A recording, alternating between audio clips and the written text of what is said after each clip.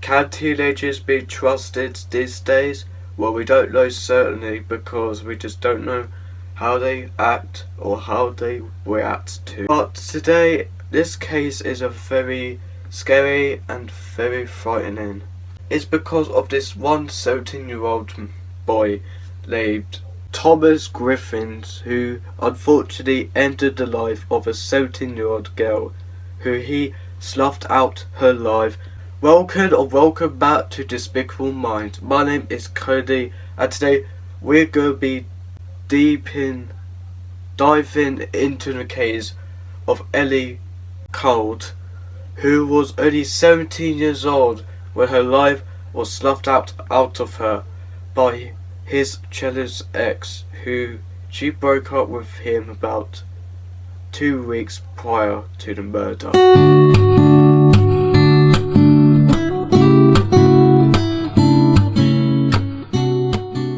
This case takes place on the 6th of May 2019 in Calne, Wiltshire. On February the 6th, 2002, Ellie Gould would be born, and she was raised in a town. The close-knit community would never see something so brutal and so threatening. Ellie had just done her A-levels and her life was moving on. In January of 2019, she dated Thomas Griffiths, who then she broke up with him because of her A-levels exams and that she was researching for psychology, and that she broke up with him about a week before her fateful.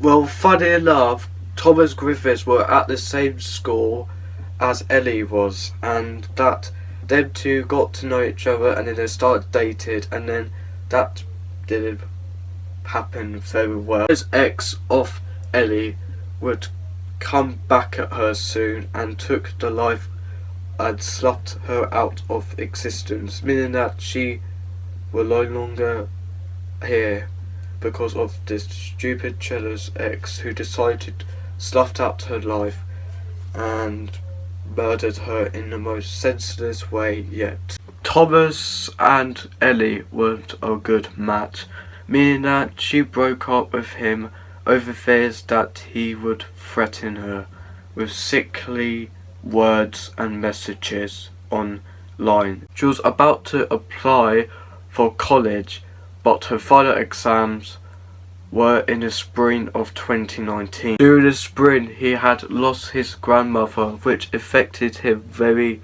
deeply and very saddened. The next day, Thomas had already made a decision, and that he was going to kill and murder Ellie in the most senseless and the most defining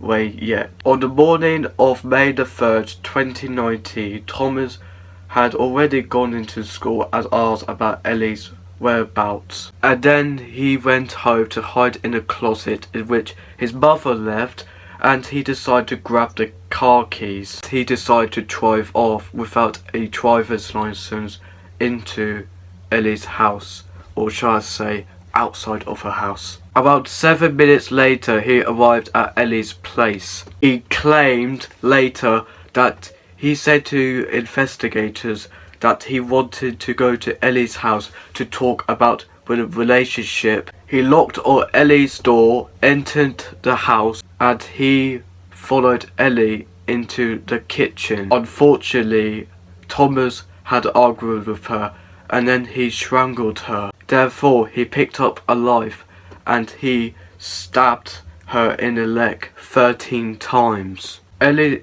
miraculously fought for her life, and she had even hit his face and scratched his face to fought off her attacker. Ellie fell to the floor dead. Thomas cleaned the weapon and put it back into her leg as to see that she had already committed suicide, but no, it was him who did it. Thomas tried to clean the bloodstains off his clothes, and then he drove home as if nothing had happened. Thomas' mother had already not known what he'd done that day, which she would be shocked as to why and how he killed an innocent 17-year-old girl who done nothing to him at all. Later that day, Ellie's parents returned home and they found the shocking discovery of her daughter's lifeless body on the kitchen. Then they made a call to the police saying that they found their daughter's body on the kitchen floor, and then an ambulance was sent, but when the ambulance came they declared her dead at the scene. An autopsy report showed that she had suffered 13 stab wounds to her neck and that she was strangled to death as well. As why and how senseless was that?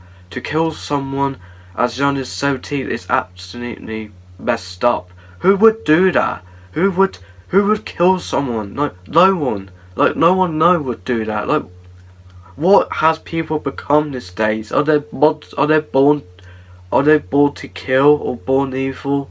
I don't know anymore. They just think that's okay to do that stupid thing and decide to take the life of someone who they don't know anything about.